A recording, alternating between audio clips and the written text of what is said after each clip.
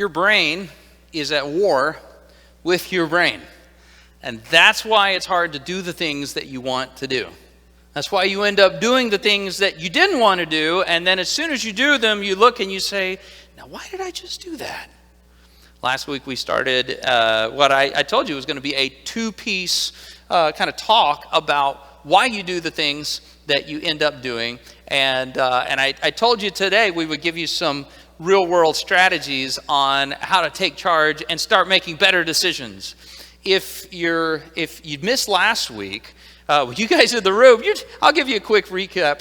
But if you're watching online or if you're listening to the podcast, do yourself a favor, pause, go back to last week and watch that one or listen to that one first, and then come right back, because this will make more sense. We talked about how your brain is put together and how that can give you a clue as to your decision making. So I'll pull back out my handy brain diagram here. Your brain is very complex, but it can be sort of broadly categorized into three different groups that handle different levels of function. The bottom one here is your brain stem.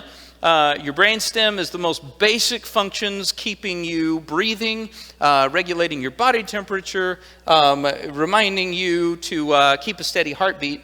We call that the lizard brain because that's about the level of intelligence that the lizard in your backyard or the frogs out by the pond have. Just basic survival. This middle system, this represents the limbic system in your brain. We call this the dog brain because this is about the extent that most mammals on the planet can think. The limbic system goes beyond basic functions. And it handles things in your life like emotions, things like desires and cravings and urges. Whenever you follow your heart, you're not following your heart, you're following this part of your brain, okay? This is the sentimental part. This is the part that keeps the Hallmark Channel in business, okay? Aww, that's so sweet, okay? That's the touchy-feely part. And then out here, this outer area is the cortex of your brain. Other animals have like a teeny little bit of that. We as humans by far have the most advanced cortex of anything on the planet. And this is what we call the logic brain. Okay, this is the part of your brain that thinks in abstract ways. This is the part that can put yourself into someone else's shoes. Or imagine, if I do this today, how is that going to affect me next month? This is the part that looks at all of the clues and rationally puts together a strategy of how to do the thing that you want to do. And as we look at all of these three, the reason I said your brain is at war with your brain is because this piece, the dog brain, the emotional side of you, is the part that research has shown us again and again is largely responsible for human behavior. Most of the time, you don't do what you do based on how logical it is. You do what you do based on how badly your brain and your body is telling you, you really need to do this. It's the reason why we end up eating something and saying, now why did I eat that? Or selling something and saying, why did I sell that? Or slapping someone in the face and saying, now why did I just do that? My face now hurts because they're stronger than I thought. We get ourselves into trouble. And this part of your brain wants what it wants. It issues commands to the logic part and says, hey, go get me some stuff. And what happens is we end up doing things sometimes impulsively, and then later on we look and we say, I wish I would have taken a different approach. I read a post on Reddit yesterday where someone posed this question. They said, imagine you could go in a time machine and you could be warped back for just a moment to yourself on the first day of school, freshman year of high school. Some of you guys, that wouldn't be so far back. Some of you that, dust off the cobwebs a little bit. Imagine you could go back and you could tell your 15 or so, 14, 15-year-old self one thing. What would you tell your freshman self? And that all of these different answers. And the way that Reddit works is that people will upvote the most popular comment. Okay?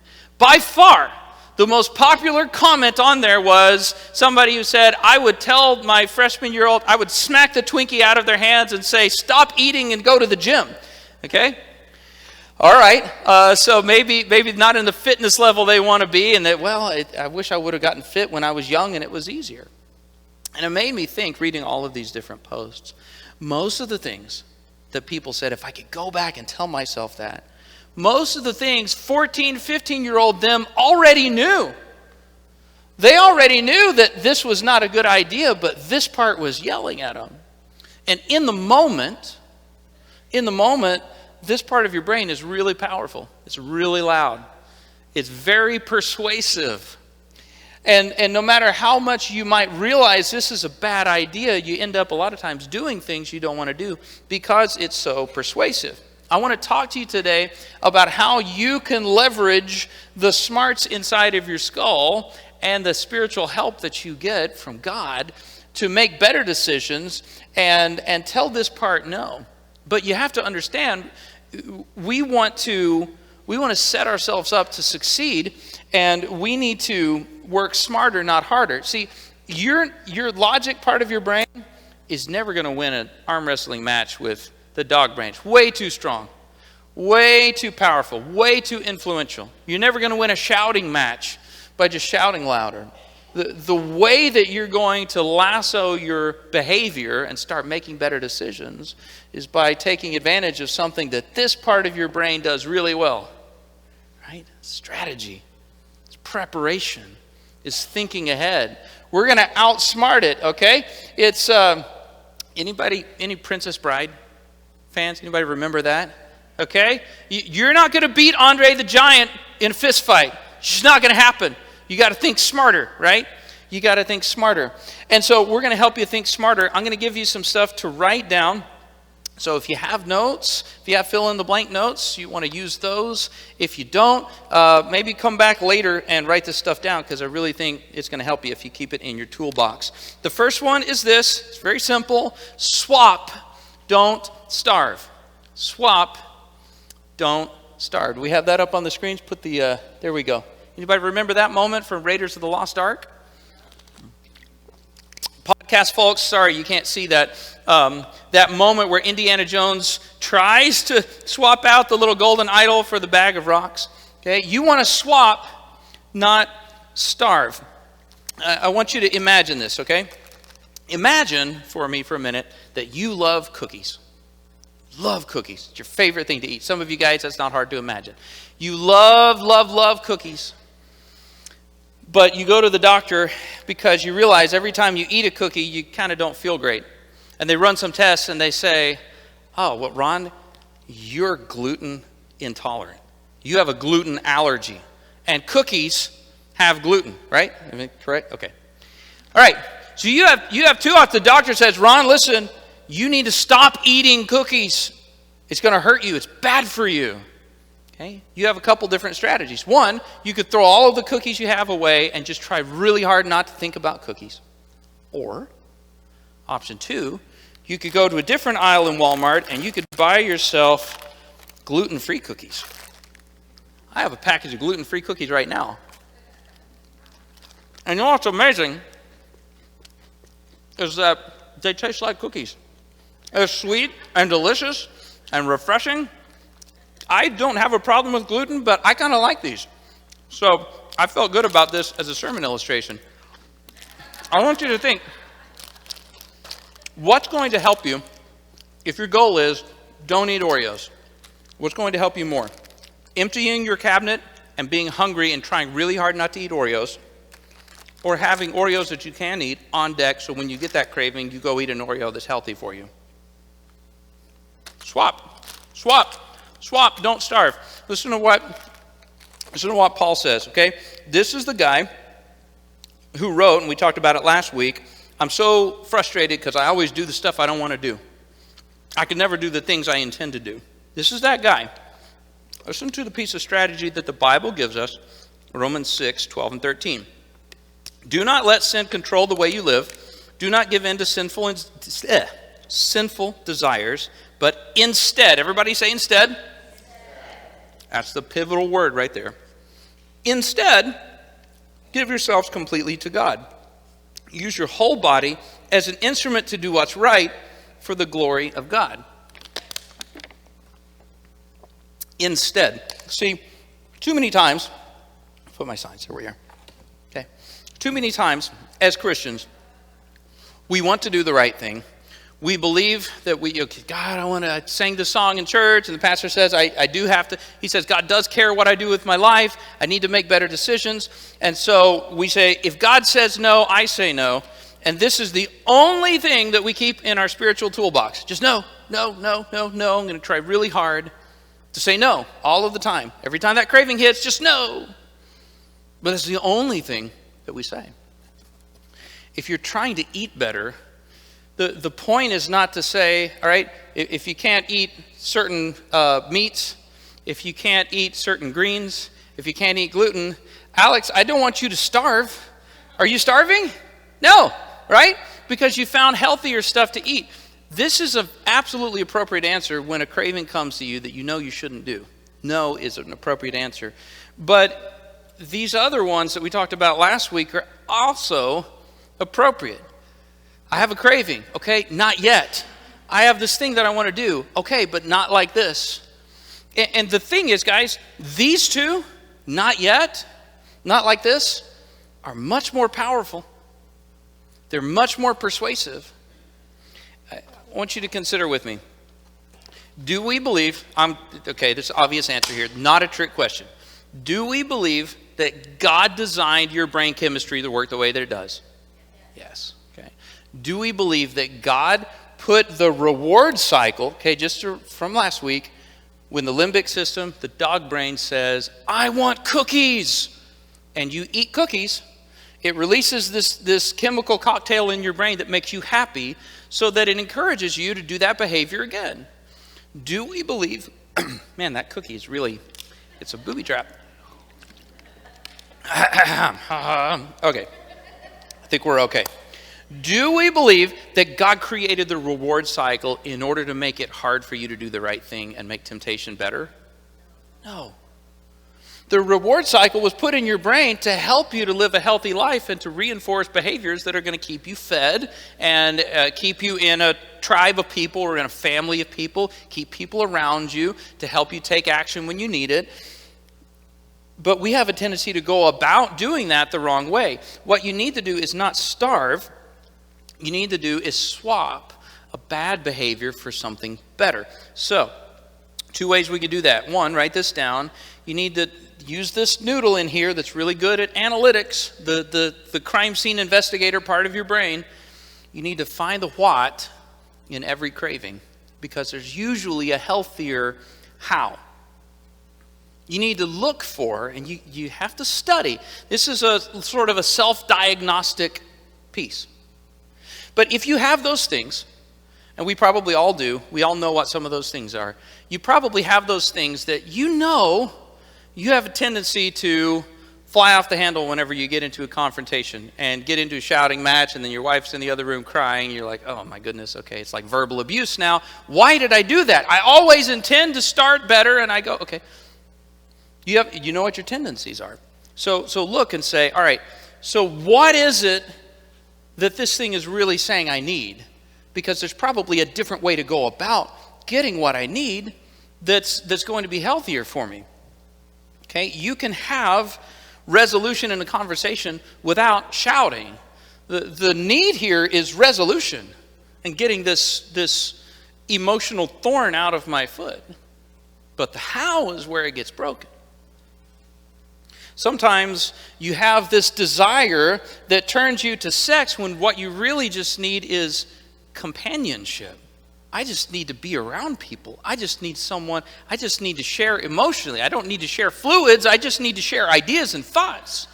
Sometimes, okay, I know we've got like a couple kids in the room. I'm trying here.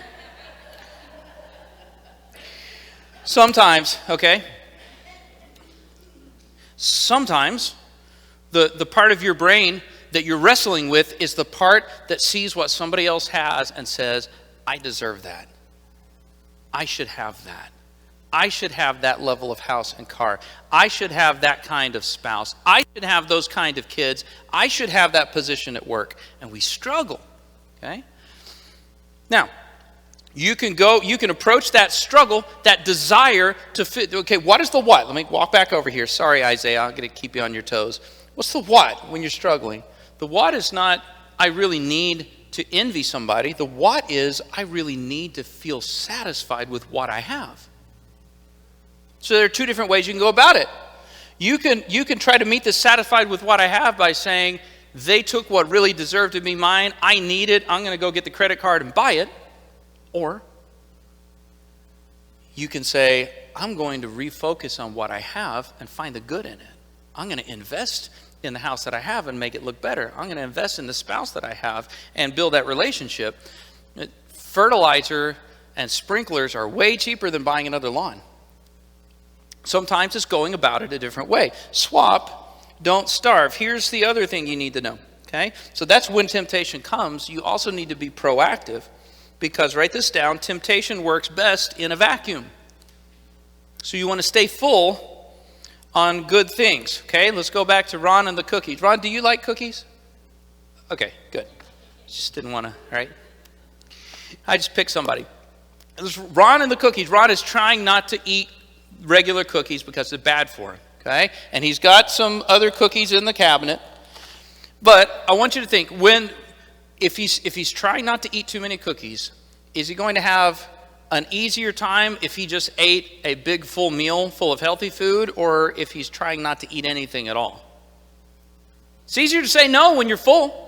Easier to say no when you're like, okay, when the server comes by and they're like, hey, would you like to order a chocolate lava cake with that? And you just ate all of the steak. You're like, man, I wish I had room, but I'm going to have to say no. It's easier to say no when you're full. Listen to what Jesus says here. And I understand. Here's what's cool about today's talk. I meant to say this earlier. If you're a Christian, this is great news. It's going to help you. If you're not sure if you believe in God at all, but you want to make healthier decisions, this is going to help you. This is just wisdom that we find in this really old book.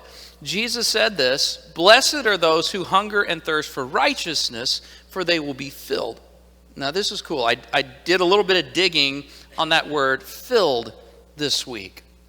And I'd always seen it a different way. I had seen it where Jesus says, if you're hungry for righteousness and you're thirsty for righteousness, then you will get some righteousness. Okay? But that's missing a big part of what he says.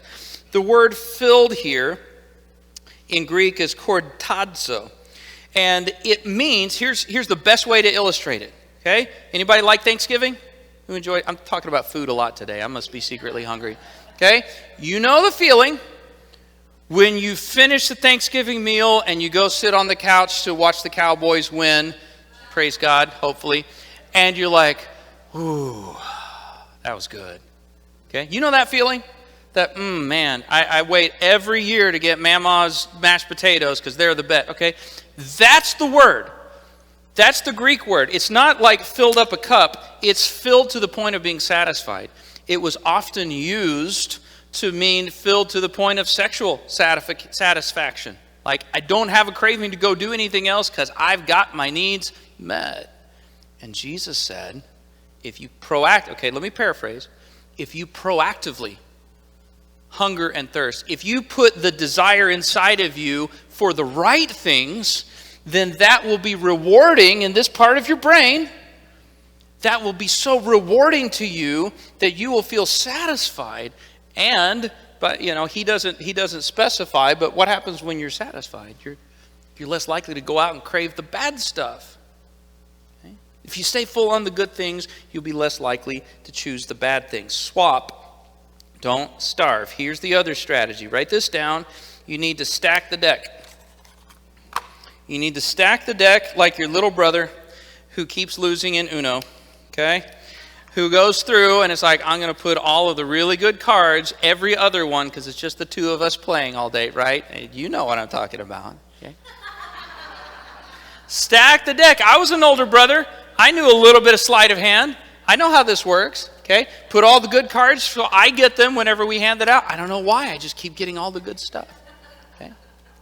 You need to stack the deck. You need to play to your strengths. You need to prepare and use your advantage of logic and strategy over the impulsive part of your brain. Listen to how Jesus talked about handling temptation. And before I read this, just hold on, don't put it up yet. I want you to consider who's talking. Right? This is Jesus of Nazareth. This is the Christ, the chosen one, the Messiah. This is literally God on earth living in a human body like we live. And the disciples come to him and they're like, teach us how to pray because you do it and you're better at it than us. And Jesus shows them, okay, and by proxy, us, here's the type of stuff that I pray about. Okay? Listen to how Jesus talks about handling temptation. Matthew 6:13. And lead us not into temptation, but deliver us from evil. Lead us not. Lead us not. So Jesus is saying, he's not, okay, this is what he's not saying. Jesus is not saying, God, strengthen our backbone so that when we charge right through the heat of temptation, we will say no. He said, lead us away from it. This is Christ. Okay, so if he says, God, keep us away from temptation, then I need to avoid temptation and not invade it. Okay? I need to be smarter about it. Here's what you need to do. Okay? Write these 3 things down. We can put that up on the screens. You have limited power. You have limited willpower reserves. Okay? You need to prepare. And here's what you need to do. You need to avoid, evade, and endure. Now, I put these in order, just like reduce, reuse, recycle. I know some of you guys, they weren't talking about that when you were in school, but they do it this order. Reduce, did you know this? You probably did. Reduce, reuse, recycle. They always say them in that order. Do you know why?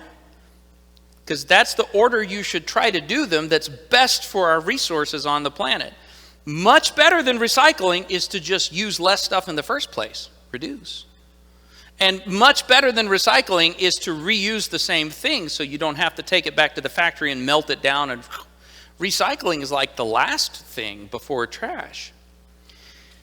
If you want to win more often, if you want to make better decisions more often, you need to identify the stuff that you find yourself doing over and over. And you need to start by avoiding that thing as much as you can. Write this down. Avoid temptation whenever you can. Stay away from it. Well, Pastor Chris, that makes me sound like a weakling. It didn't make Jesus sound like a weakling. How do you pray, Master? Here's how I pray. Father, lead me away from temptation. Okay? There's nothing weak about that. It's smart. Okay? Same God who writes all of the stuff and inspires every word in the Bible. The same God says this in Proverbs 5:3-8, talking about how to avoid falling into a trap with lust. He says, for the lips of the adulterous woman drip honey. Okay, it sounds good, but you need to stay away. Verse 8, keep a path far from her. Do not go near the door of her house. Stay far, far away from the things that are going to tempt you to do stuff you don't want to do. Because before the moment, your brain knows, I don't want to do this thing. Okay? Have you ever come to the end of a relationship and done like a relational autopsy and gone back and said, I should have listened to my head and not my heart so much? Or I should have listened to my head up here and not anything else that's inspiring me to take action, right? There are times you just got to think ahead. You've got to think ahead. If you have a problem with rage and anger, maybe you need to turn off the political news if that's a trigger for you. Maybe you need to just unfollow some of those threads because, let's be honest, so many of the successful things on there, the advertisements, they are rage bait. Can you believe? Can you imagine what they're trying to, okay? If that sets you off and the rest of the day, you're just a bear to be around, just avoid that altogether. Look for the triggers and just walk around them. If you used to have a problem with drinking and you always say it's just one drink tonight and it's never just one because one becomes 7 before you realize it, don't go out partying with those guys. Don't go out wine tasting with those girls. Don't even walk down the liquor aisle. Avoid it. Avoid it because you have limited resources.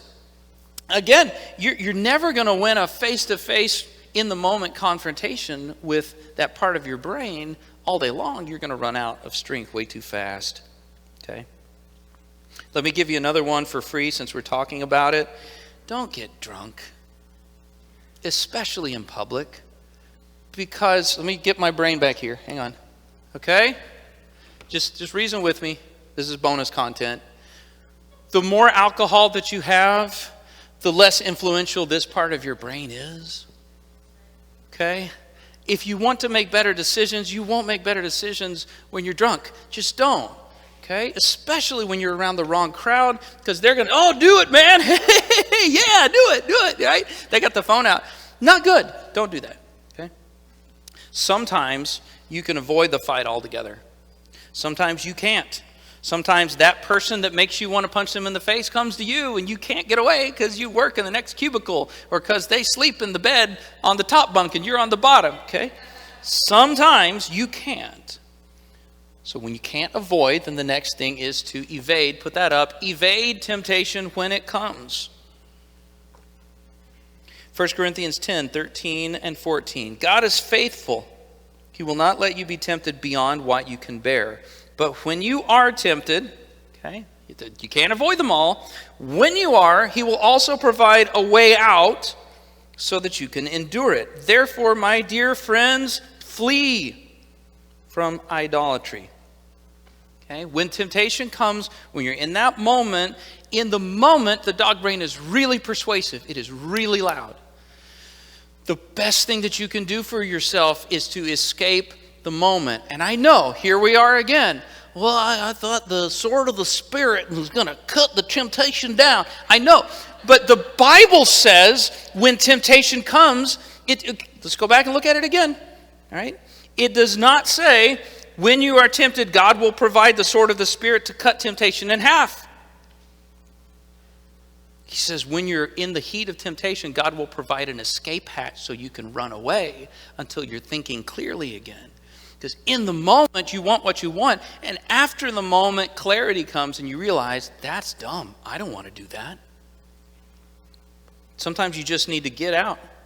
Sometimes you just need to leave the room or leave the conversation. Sometimes you need to turn off the phone.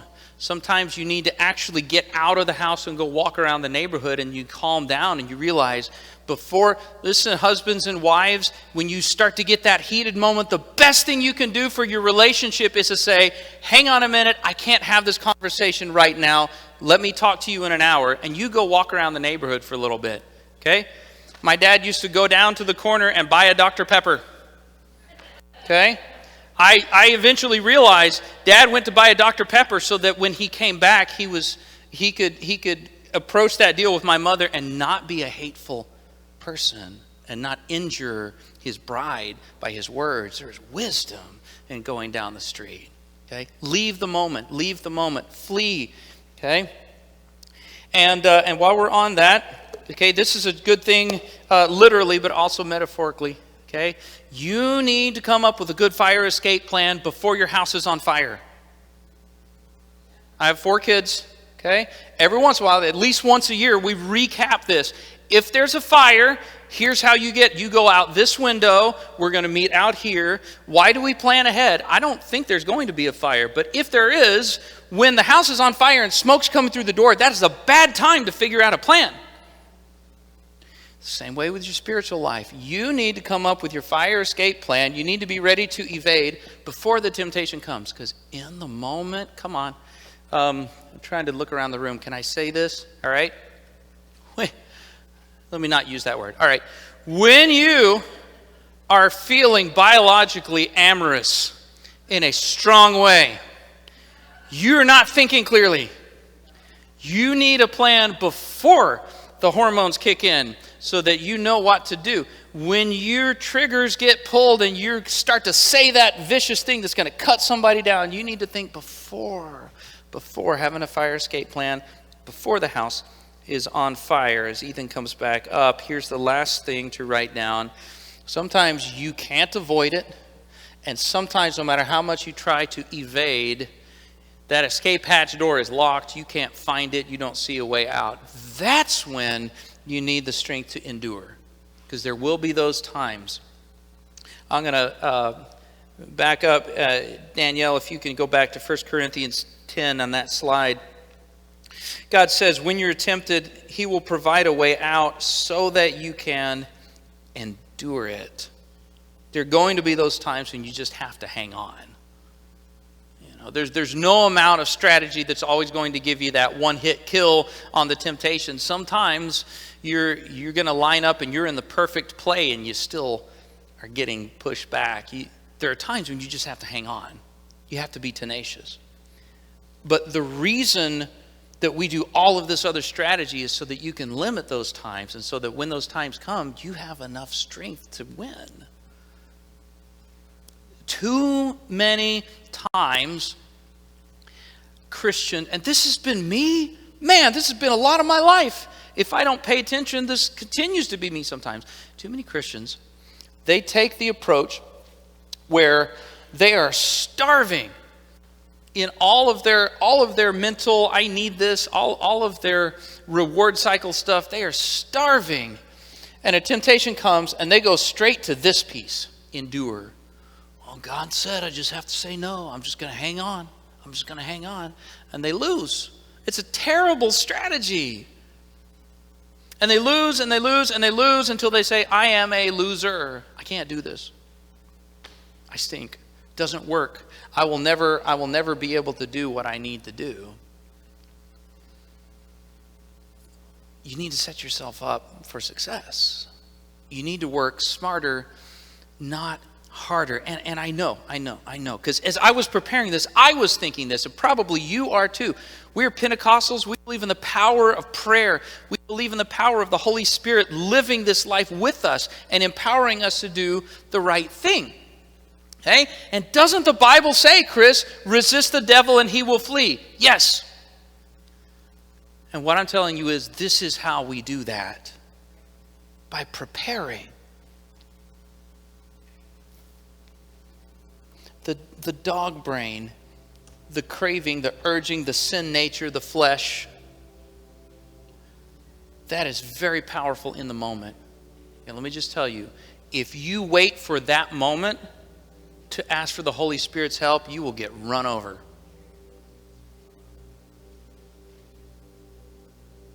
You got to think ahead. You got to prepare for it. That's what Jesus said. Lead me away from temptation, Lord. Keep me away from this. Here's the good news.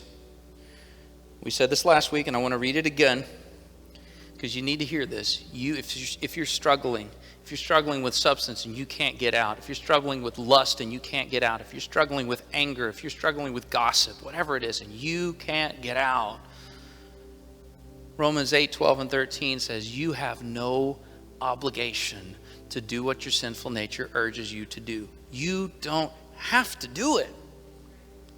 And verse 13, if through the power of the Spirit you put to death the deeds of your sinful nature, you will live. And what I'm telling you today is don't wait until the moment to call on the power of the Spirit to put to death those things. Don't wait until it's too late. Don't wait until you're struggling to come up with a plan. Don't march right through and say, I have the Spirit. I can still watch this show. You shouldn't. We're Pentecostal people, okay? And I believe when we have our times, when we meet together, there are times, anybody from the leadership team will hear me because I pray this every week. Lord, we have what we believe is a plan from you. We have what we believe is your strategy for today. But if anything in that needs to change, we're listening and we're open in the moment to change whatever we're doing in here to fit what God needs. But if God can speak to us clearly on Sunday, he can speak to us clearly on Tuesday. He could speak to us clearly 6 months ago to prepare us for where he wants us to be. And I want you guys to win. And you're not always going to win. You're not always going to get it right. Sometimes you're going to plan ahead and you're still going to fail. But if you do this stuff, you will win more often. And when you start winning, you start building momentum, and you start getting stronger, and the neural pathways that are rewarding good behavior get stronger in you, and you find better ways to approach the cravings that come into you, and you start to swap behaviors that are self-destructive with behaviors that are building you up, behaviors that are tearing your family down with things that are adding value to them. You start fighting when you're full of good instead of starving, you win more. When you stack the deck and set yourself up and you know your response is ready when that thing comes, because it's come the last 6 weeks and it's going to come again, you win more. And I want you to win more, and God wants you to win more. So think smarter, not harder, and you can make better decisions. Hey there, just wanted to take a minute to say thanks for watching. If a friend sent you this link, it's because they believe what we talked about today is going to make a positive impact in your life. And if it did, there's probably somebody that you care about who could benefit from it. So take a minute to share this video with somebody. Post it to your timeline or send them a direct link. And if you're able, take a minute to give using the link at the bottom of the description on this video. One last thing. Maybe you feel a tug at your soul and you're ready to take the next step in your spiritual life and form a relationship with God. We've got folks here who would love to talk with you about it. So just text prayer to the number on your screen and we'll follow up with you. It's also in the description on this video in case that helps. Thanks for watching, and we'll see you next time.